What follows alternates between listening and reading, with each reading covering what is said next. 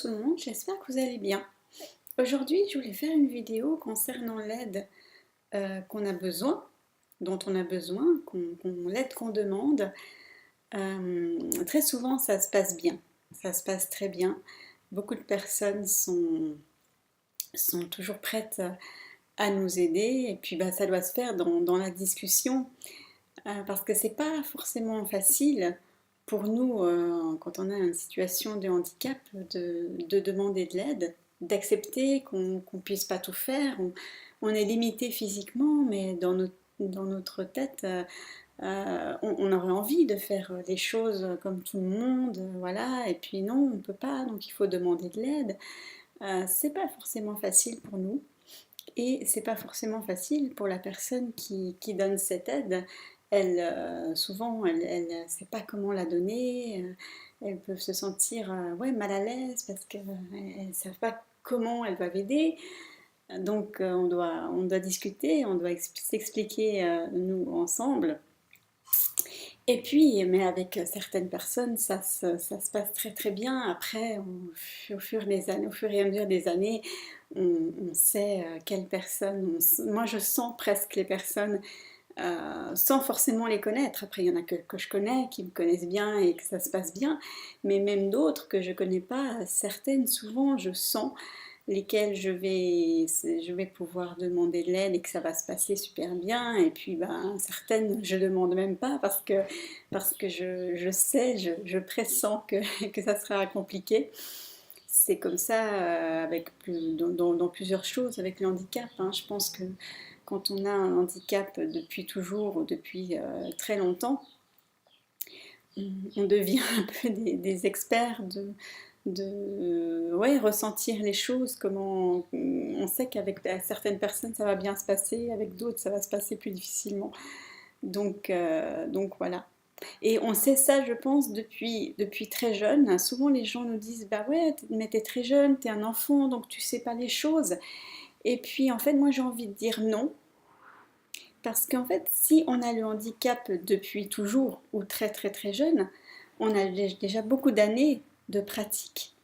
Donc c'est pas parce que sur le papier on est très jeune et on est enfant qu'on ne sait pas les choses. Si on doit les faire, si on doit demander de l'aide depuis quasiment qu'on sait parler, quoi. Voilà. Et puis cette vidéo, c'était aussi l'occasion de vous donner quelques anecdotes un peu drôles, un peu marrantes que j'ai pu entendre, que j'ai pu vivre quand j'ai demandé de l'aide.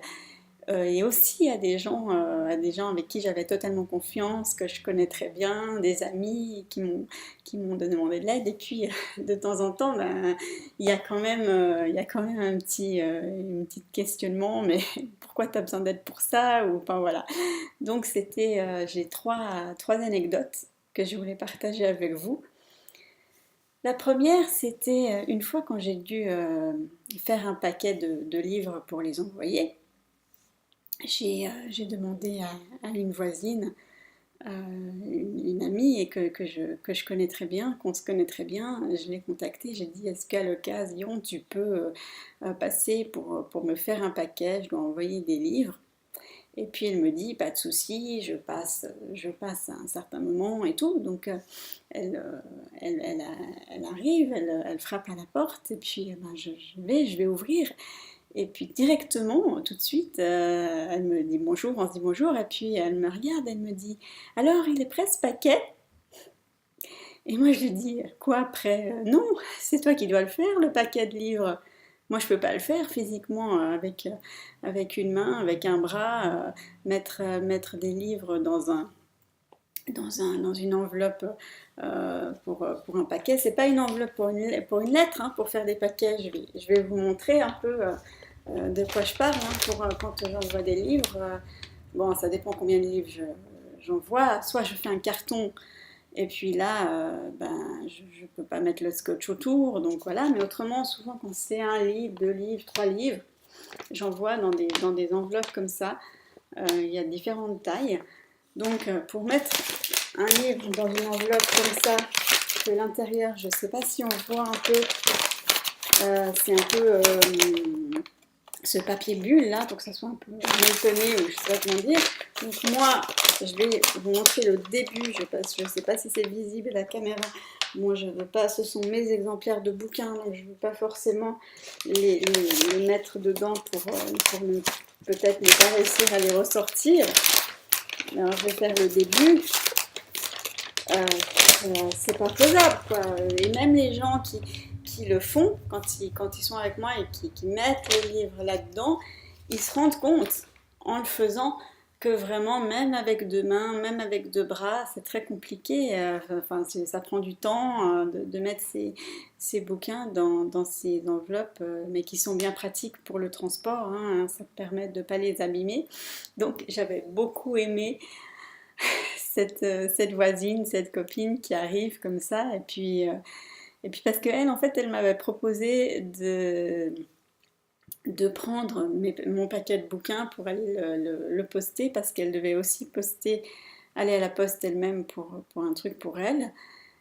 Et puis, bah, j'avais dit oui parce qu'elle allait directement à la poste pour elle, mais en fait, le souci, c'était pas d'aller à la poste, ça c'est tout à fait faisable, c'était de faire le paquet de bouquins et donc j'avais adoré qu'elle me demande très normalement, très spontanément, mais alors donne-moi ton paquet, il est prêt ce paquet, que je puisse y aller. Donc voilà, c'était une anecdote. La deuxième, c'était quand j'ai été ramener des livres dans la librairie qui a mes deux livres en vente. Donc, on a refait le stock. Et puis, alors moi, j'ai des nouvelles cartes de visite. Et puis, je lui ai dit, voilà, donc je profite, si vous êtes d'accord, parce que en dit, elle était d'accord que je mette une carte de visite dans chaque livre. Comme ça, quand les personnes achètent le livre, elles ont directement la carte de visite dans le bouquin. Elles peuvent me contacter si elles le souhaitent ou aller voir ma page Facebook, chaîne YouTube et tout ça. Donc on a changé les anciennes cartes qui étaient plus valables pour mettre les anciennes cartes, les nouvelles cartes, pardon. Et puis alors elle, ce qu'elle a fait, c'est que elle m'a dit je vais vous aider. Donc elle a sorti les anciennes cartes. Alors là, j'aimerais aussi pouvoir vous aider, vous montrer, mais je ne sais pas. Voilà, comme ça, j'essaye. Hein. Si c'est visible, je mets mon livre sur mon bras droit. Voilà, alors elle ouvrait le livre, elle sortait la carte, elle le refermait, elle le posait à côté, et elle prenait le prochain. Il y avait une dizaine de bouquins. Et puis moi je dis mais laissez la page de couverture ouverte et en même temps je mets ma nouvelle carte, mais elle faisait ça tellement vite et je ne sais pas si elle a entendu ou si elle a compris, elle était absorbée par le travail j'imagine. Donc voilà, elle a sorti les anciennes cartes, mais elle m'a laissé tout rouvrir pour mettre les nouvelles cartes. Et voilà, alors qu'il aurait été si simple de faire vraiment un travail d'équipe et qu'elle ouvre, qu'elle sorte l'ancienne et que moi j'ai mes nouvelles cartes et que je mette à chaque fois une nouvelle carte dans chaque livre et qu'après on referme et voilà. Donc ouais, c'était de nouveau un petit moment un peu particulier, quoi, qui aurait pu se passer plus simplement. Bon, après, c'est pas grave, hein, ça m'a pris un peu plus de temps, ça m'a donné un peu plus de douleur. C'est pas plus grave que ça. Le souci, c'est que c'est accumulé dans une journée. Il y a plusieurs choses de ce genre ou dans plusieurs jours qui suivent, puis c'est la fatigue qui s'accumule. Et puis une troisième petite anecdote de ma petite copine qui a 8 9 ans, je crois. Vraiment, elle est trop trop chou, on s'apprécie beaucoup, elle comprend beaucoup le handicap, elle regarde beaucoup mes vidéos, elle aime beaucoup mes vidéos, elle est très au courant. Et alors d'un côté, elle est aussi très informée déjà, très au courant, très informée, parce qu'elle regarde, parce qu'elle s'intéresse. Je sens vraiment qu'elle s'intéresse. Oui, d'une part, elle est très juste, par rapport à beaucoup de choses. Une fois, on faisait un petit quelque chose dans la cuisine, et puis tout d'un coup, elle me dit, j'ai des petites, comment on dit, coupelles ou comme des petits tubes où on met des épices dedans, fermés avec un bouchon en liège ou je sais pas, ouais, comme les tire-bouchons, comme les bouchons de bouteilles de vin ou comme ça. Et puis, elle me regarde, puis elle me dit, mais comment tu fais pour sortir le bouchon et puis mettre les épices dedans?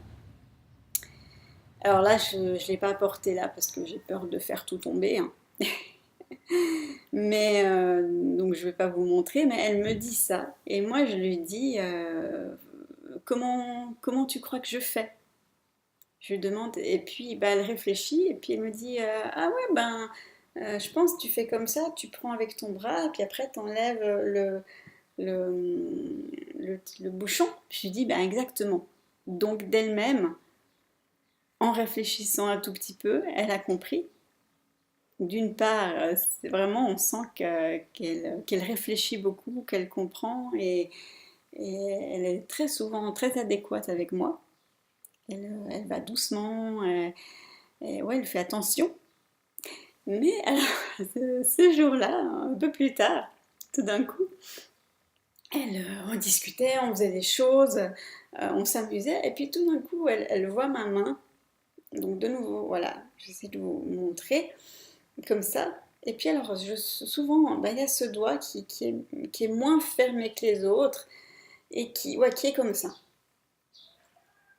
Alors, je ne sais pas pourquoi lui, il se ferme moins. Voilà, c'est comme ça. Et puis alors, ma petite copine, elle me regarde et elle me dit, en fait, t'as que ce doigt de paralysé. Elle croyait que en fait j'avais que ce doigt de paralysé. Je lui dis ah non, si seulement, si seulement. Puis je lui explique non, c'est tout le bras, puis tout le côté, puis la jambe aussi, ça se voit moins. Tu vois, je marche et tout, c'est génial, mais je marche pas comme toi. Je marche difficilement, je marche lentement, c'est difficile pour moi de marcher. Donc je lui ai expliqué qu'en fait, non, le handicap, la paralysie, elle était vraiment partout sur mon côté droit. Que elle croyait que j'avais juste le doigt comme ça, comme il restait comme ça, que juste le doigt de paralyser et c'est tout. J'ai trouvé trop chou. Donc voilà, c'était petite vidéo réflexion par rapport à l'aide qu'on a besoin et qu'on nous apporte et comment on nous l'apporte et comment nous on la demande et que c'est pas forcément évident pour nous et pour les personnes qui nous aident. Et puis des anecdotes un peu marrantes de la vie de tous les jours quand on demande de l'aide. Des fois on a des surprises. Voilà. Donc c'était ça aujourd'hui. Et puis comme toujours, je vous remercie de votre soutien, de votre écoute, des commentaires très positifs, très construits souvent aussi par rapport aux vidéos que je poste et d'autres choses, d'autres textes ou d'autres choses sur ma page Facebook que je vois, que je trouve intéressant, donc je vous fais partager. Je vous remercie beaucoup. Je vous souhaite une toute belle après-midi encore et puis à très bientôt pour une prochaine vidéo. Bye bye!